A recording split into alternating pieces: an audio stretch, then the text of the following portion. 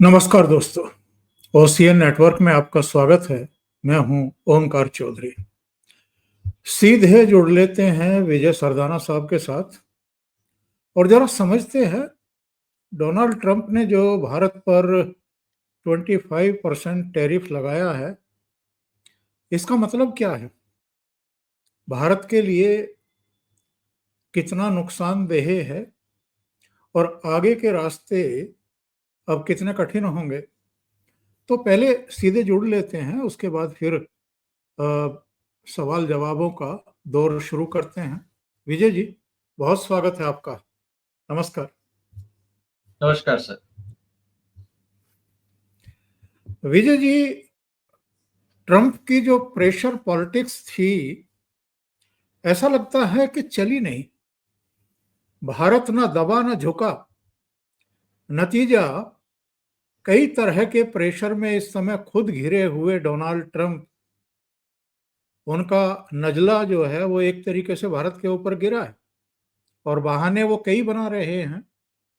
रूस से हम हथियार भी खरीद रहे हैं, हम ईंधन भी खरीद रहे हैं, ये सब भी उन्होंने शामिल कर लिया अपने जो सोशल मीडिया पर उन्होंने मैसेज दिया है। आप किस तरीके से देख रहे हैं इसको? ओंकार जी, सबसे पहले आपके दर्शकों को और आपको प्रणाम। जी, बहुत स्वागत है। सर, इसमें कुछ नई बात नहीं है। मैं पहले दिन से, जब से ट्रंप साहब आए हैं, और एक नहीं, मैंने इस पे कम से कम 30 वीडियो बनाए होंगे मेरे चैनल, एक नहीं। और एक एक पॉइंट को बहुत बारीकी से मैंने विद डेटा एनालाइज किया है और उसकी मैंने मेरे चैनल पे एक प्लेलिस्ट बनाई है, ट्रंप एंड टैरिफ करके। अगर आप आंकड़ों को देखें और अगर आप तथ्यों को जानें तो सर, मेरा ये कहना है कि इसमें कोई भी ऐसी घटना नहीं हुई है जो विचित्र है। अगर ये टैरिफ नहीं लगाते तो मुझे लगता है कि शायद ट्रंप साहब समझ गए हैं कि भारत अब उनके हिसाब से चलने वाला नहीं, और वो सरेंडर कर गए हैं। अब सवाल इस बात का है कि ट्रंप साहब क्या सरेंडर करेंगे? ऐसा होता नहीं। उन्होंने पूरा प्रयास किया भारत को दबाने का।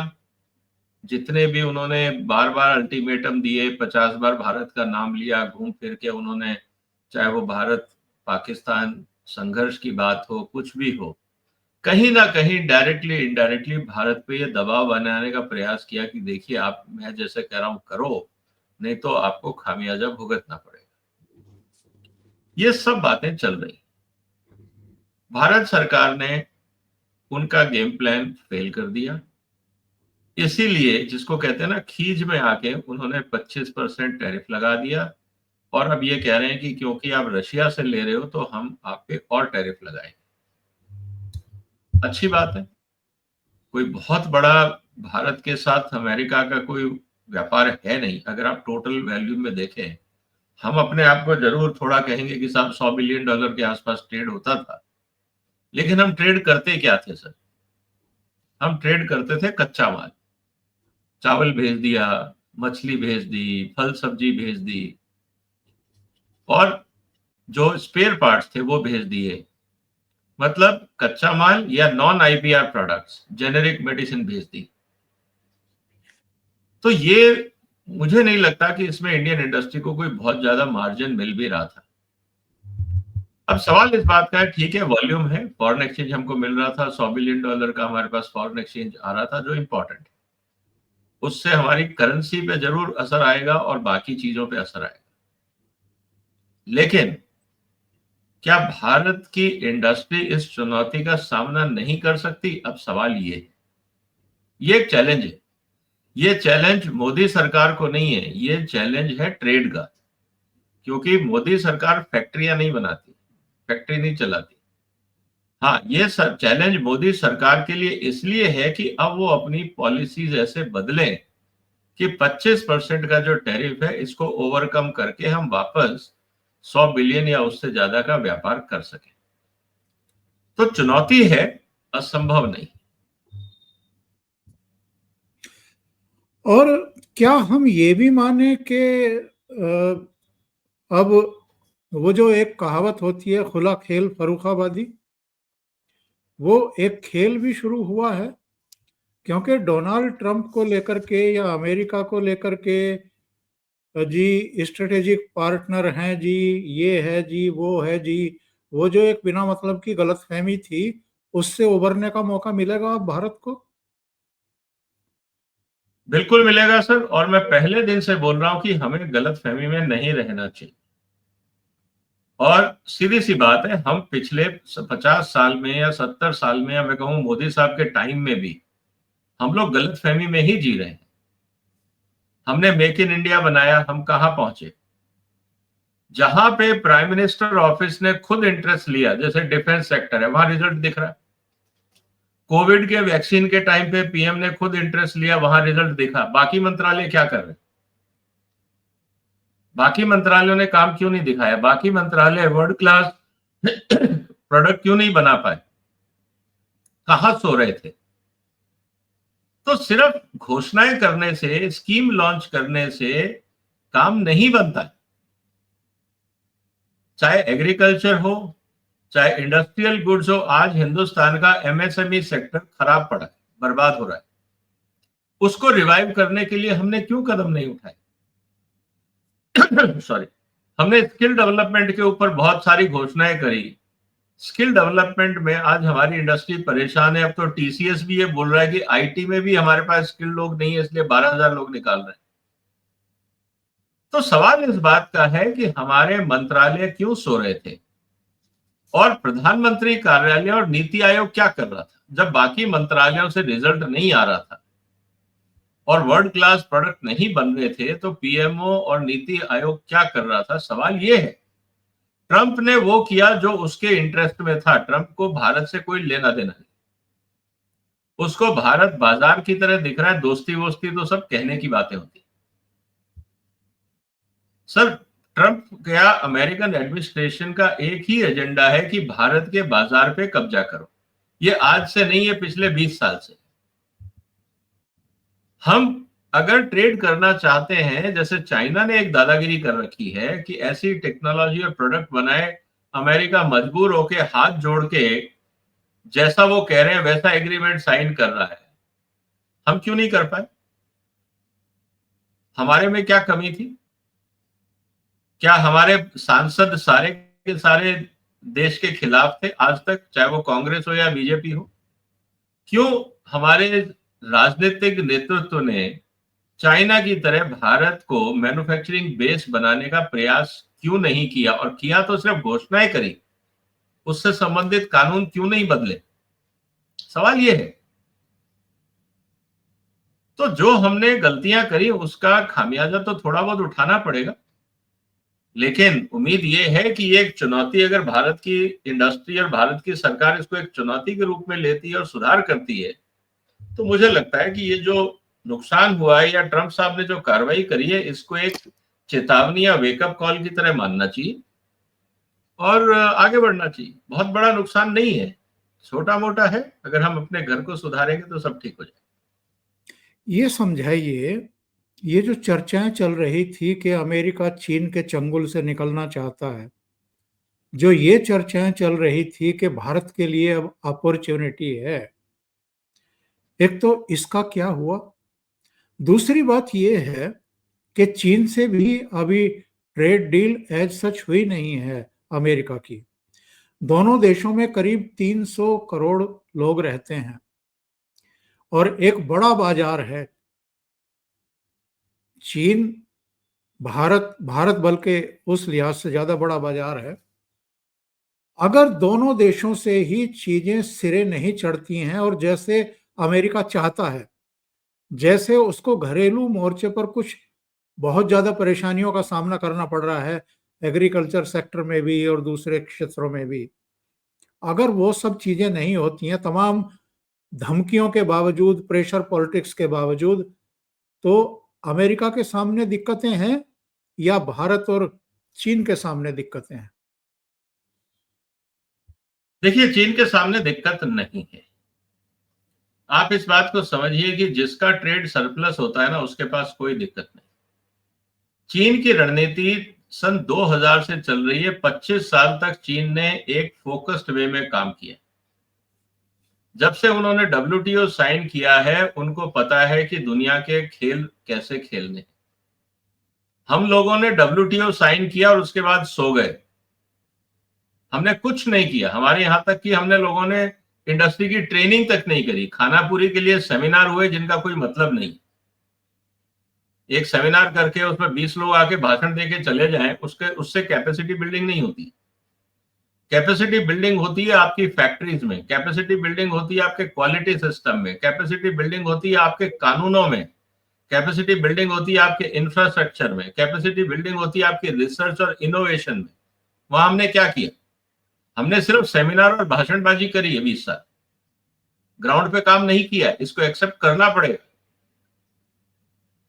तो चीन को प्रॉब्लम नहीं है सर, चीन बहुत आगे है, चीन को पता था। और जब चीन ने WTO साइन किया था, मैं आपको एक छोटा सा उदाहरण बताता हूं जो मेरे को अमेरिकन एम्बेसडर ने बताया था, और ये इंटरेस्टिंग स्टोरी है, सीखना पड़ेगा। और चीन ने किस तरह से तैयारी करी, मैं कई बार आपके चैनल पे भी और अपने चैनल में भी और मीडिया में कई बार बोल चुका हूं कि चीन से बहुत कुछ सीखना है। लेकिन हमको हमेशा हम चीन को दुश्मन की तरह देखते हैं कि उससे क्या करना है सीख के।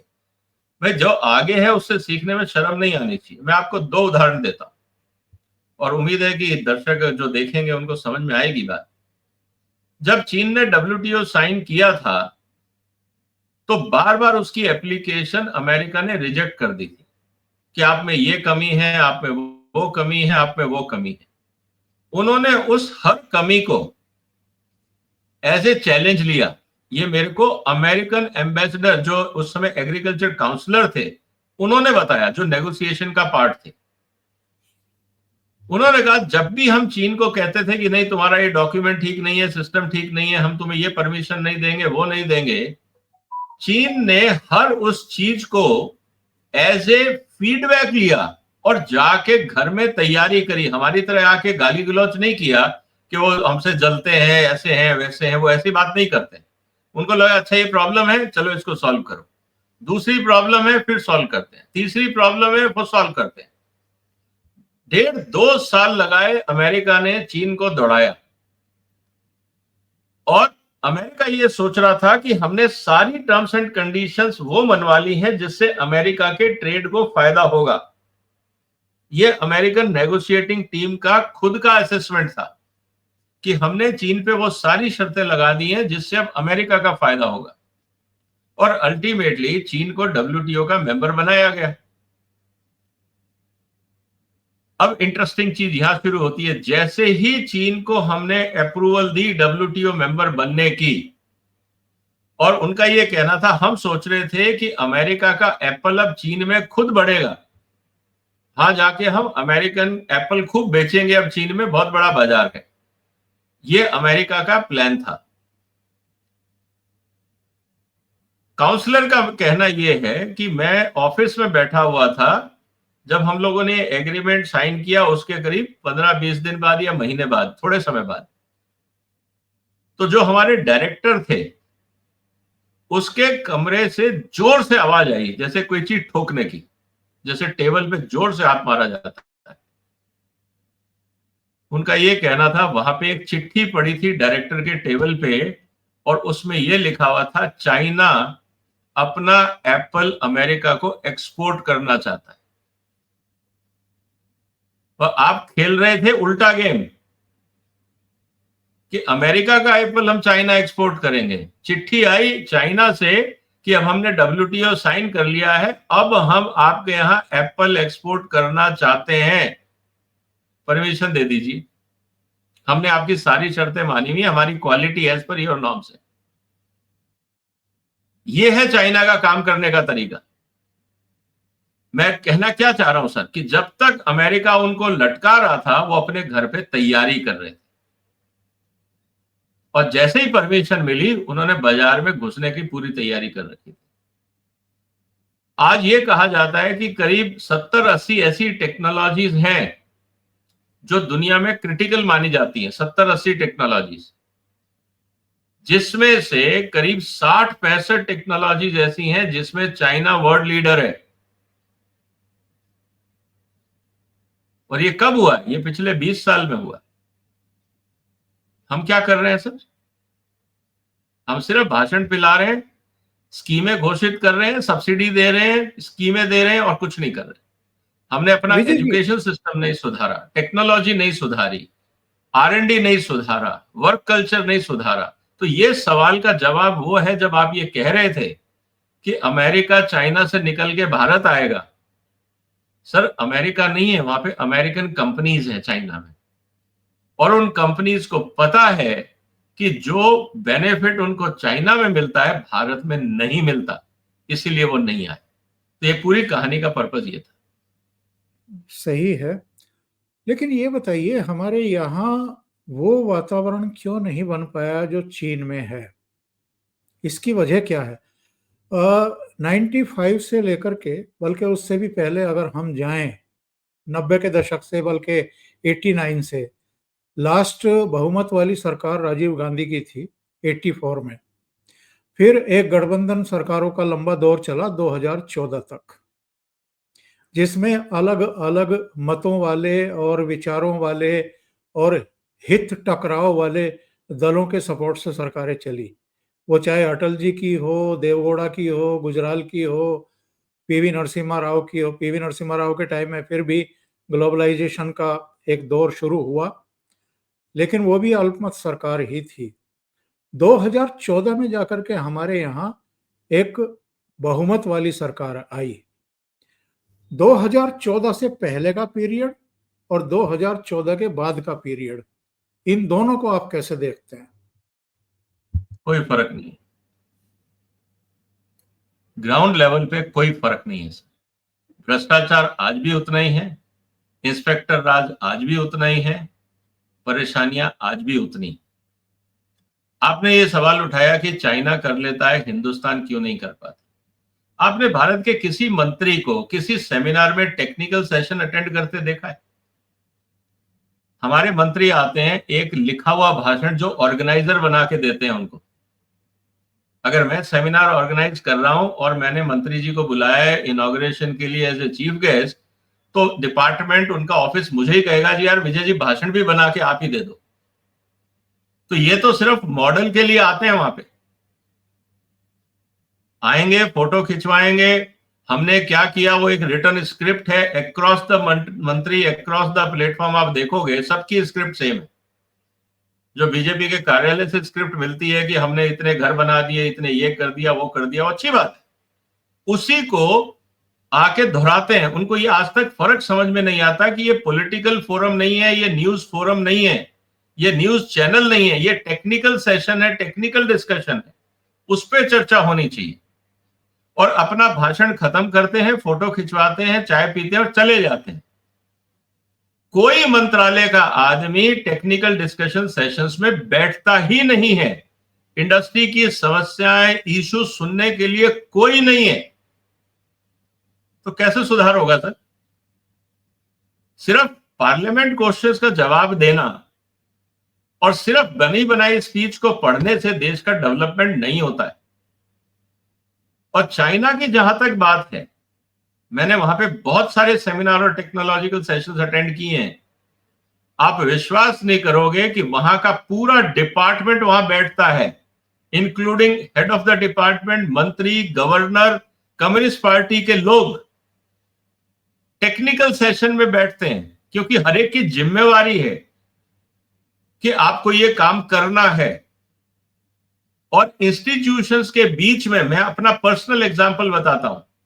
मैं जब लास्ट टाइम गया था कोविड से पहले चाइना, एक पिकल्स की कॉन्फ्रेंस थी।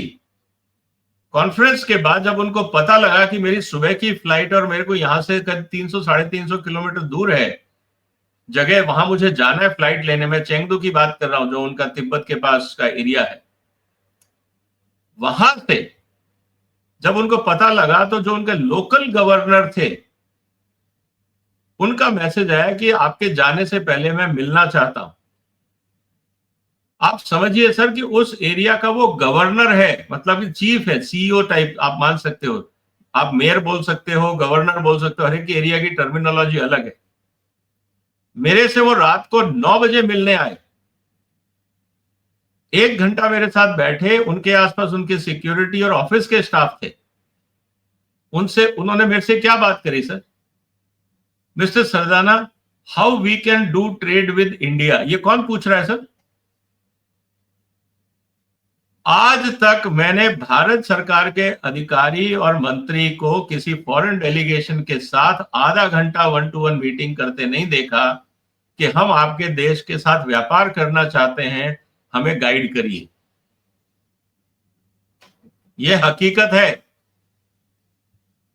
तो सर, अगर हमारा, जैसे कहते हैं ना कि जितना गुड़ उतना मीठा, उन लोगों ने प्लानिंग करी, हम कुछ भी बोले कि वहां डेमोक्रेसी नहीं है, ये है, वो है, ठीक है, वो आर्ग्यूमेंट के लिए सब बातें ठीक है, लेकिन सर हकीकत यह है कि उन लोगों ने मेहनत करी, हम लोगों ने बहानेबाजी करी, इसीलिए हर जगह हमें दिक्कत आ रही है। जहां हमने मेहनत करी है, आज हम डिफेंस की बात कर रहे हैं, मैं फिर कह रहा हूं, जहां पीएमओ ने क्लोज मॉनिटरिंग की है, वहां रिजल्ट दिख रहा है।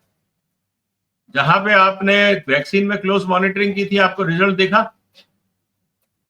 बाकी मंत्रालय क्या कर रहे हैं? फिशरीज मंत्रालय क्या कर रहा है? ऑयल मंत्रालय क्या कर रहा है? टेक्सटाइल का मंत्रालय क्या कर रहा है? ये सब चीजें जरूरी है ना। तो ये हमारे लिए वेकअप कॉल है और मुझे लगता है कि इससे देश सुधरेगा। जो स्थितियां परिस्थितियां इस समय हैं, एक अवसर है, एक अपॉर्चुनिटी है भारत के लिए।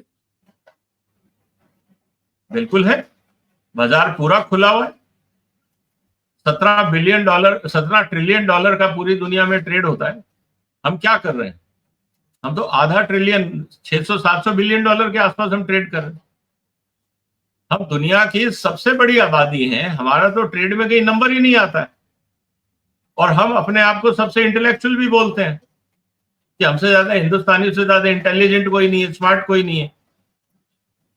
और मजे की बात, पूरी दुनिया में जहां ट्रेड हो रहा है वहां सब जगह हिंदुस्तानी बैठे हैं। आप अगर चाइना में जाते हैं तो जो वहां ट्रेड कर रहे हैं लोग, वहां इंडियन ही बैठे हैं। चाइनीज सिर्फ मैन्युफैक्चरिंग कर रहे हैं, व्यापार इंडियन से कर रहे हैं वहां पे भी। आप चाइना चले जाइए, आप चले जाइए मलेशिया, थाईलैंड, आप वियतनाम, श्रीलंका, दुबई, सब जगह तो इंडियन ही बैठे। अफ्रीका, सब जगह इंडियन बैठे। अमेरिका, यूरोप, सब जगह इंडियन बैठे हैं। वो पूरी दुनिया से माल खरीद के इधर से उधर बेच रहे हैं, लेकिन भारत से नहीं बेच पा रहे, क्योंकि भारत के पास जो क्वालिटी इश्यूज हैं, जो टेक्नोलॉजिकल इश्यूज हैं, जो हमारे कानून हैं, वो हमें इनोवेशन नहीं करने दे रहे। क्योंकि कंपनियां इंस्पेक्टर्स को मैनेज करने में लगी हुई हैं, रिश्वत दे के किसी तरह से गुजारा कर रही हैं। हमारे इंस्पेक्टर हिंदुस्तान को आगे नहीं बढ़ने देना चाहते, उनको रिश्वत ज्यादा इंपॉर्टेंट है देश की जरूरत से। ये हकीकत है।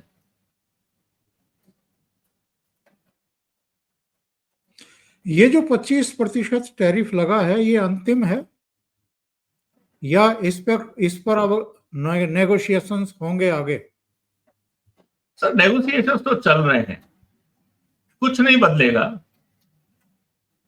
मुझे नहीं लगता कि, हाँ, अगर कुछ बदलना है या तो भारत सरकार को एग्रीकल्चर सेक्टर को कुछ ना कुछ लूज करना पड़ेगा, क्योंकि ट्रंप की मजबूरी भी एग्रीकल्चर है। आप समझिए इस बात। टेक्नोलॉजी के मामले में कभी भी व्यवधान नहीं आता है, क्योंकि टेक्नोलॉजी आम आदमी से संबंधित नहीं है। मान लीजिए आपने कहा कि मोबाइल की 3G टेक्नोलॉजी हम आपको दे देंगे, 4G दे देंगे, कोई फर्क नहीं पड़ता। 5G, 6G, 7G आ जाएगी तो 2G, 3G पे कोई नेगोशिएट नहीं करता है। मुद्दा आता है जहां पे पॉलिटिकली सेंसिटिव इश्यूज हैं, जैसे एग्रीकल्चर, जैसे डिफेंस, जैसे डेटा प्रोटेक्शन। जो पॉलिटिकली सेंसिटिव इश्यूज हैं, वहां पे बार्गेनिंग होती है, वहां नेगोशिएशन होता है। बाकी में क्या फर्क पड़ता है सर? हम कह रहे हैं कि हम जेनेरिक मेडिसिन दे देंगे, जेनेरिक मेडिसिन अमेरिका बना लेगा, क्या फर्क पड़ता है? केमिकल हम लाते हैं चाइना से, टैबलेट बनाने में कितनी देर लगती है? और ट्रंप ने जो अभी मेडिकल रिफॉर्म्स किए हैं अमेरिका में, वो तो खुद पूरा फोकस कर रहे हैं कि हमें जेनेरिक मेडिसिन चाहिए, हम ब्रांडेड मेडिसिन इतनी महंगी अपने कंज्यूमर्स को क्यों दें?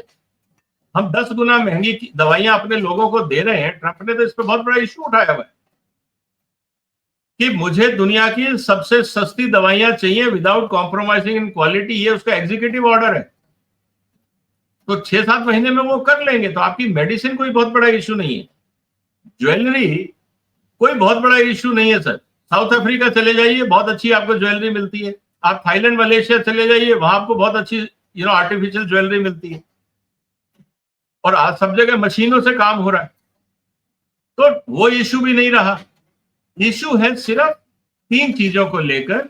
एक है आपका agriculture including live stock, fisheries, आप उसको एग्री फूड एक मान लीजिए डोमेन। दूसरा है डेटा प्रोटेक्शन को लेके जो पॉलिटिकली सेंसिटिव है, और वो इसलिए कि जो कंपनियां हैं वो ट्रंप को तंग कर रही हैं कि इंडिया को बोलो कि आप हमारे यहाँ को मजबूर ना करें डेटा सेंटर बनाने के, क्योंकि वो नहीं चाहते कि डेटा भारत में रहे, और ट्रंप का भी इंटरेस्ट है कि भारत का डेटा अमेरिका में रहे। तो ये एक पॉलिटिकली सेंसिटिव मुद्दा है। तीसरा है डिफेंस का। ट्रंप को अपना माल बेचना है, हथियार बेचने हैं जो दुनिया में सबसे महंगे हैं, और अब हालत ये है कि अमेरिका के हथियार क्वालिटी वाइज रशिया से खराब है, इंडिया से खराब है।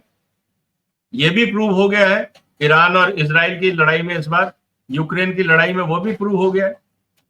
तो सवाल इस बात का है कि अब जो उनकी डिफेंस इंडस्ट्री है वो भारत पे अपना माल डालना चाहती है, क्योंकि अब कोई खरीदार नहीं मिल रहा उनको। तो ये पॉलिटिकली सेंसिटिव मुद्दे हैं, बाकी कोई बहुत बड़ा मुद्दा नहीं है। और तीनों मुद्दों पे भारत सरकार क्यों कॉम्प्रोमाइज करे, सवाल ये। तो गाड़ी यहीं फंसी रहेगी, क्योंकि एग्रीकल्चर सेक्टर को खोलने का मतलब है कि पॉलिटिकली आप फिर एक आंदोलन को खड़ा करने की दावत देंगे। सर, आंदोलन से ज्यादा हकीकत यह है कि हिंदुस्तान का किसान और हमारा एग्रीकल्चर, तो फिर मैं बोलूंगा तो हमारे जो किसान नेता हैं उनको आग लगती है। हमने सिर्फ सब्सिडी के भरोसे एग्रीकल्चर किया है। हम कहते हैं जी हमारा किसान छोटा है। चाइना का किसान हमसे भी छोटा है, वहां की प्रोडक्टिविटी डबल है, क्योंकि वहां किसान नेता नहीं है।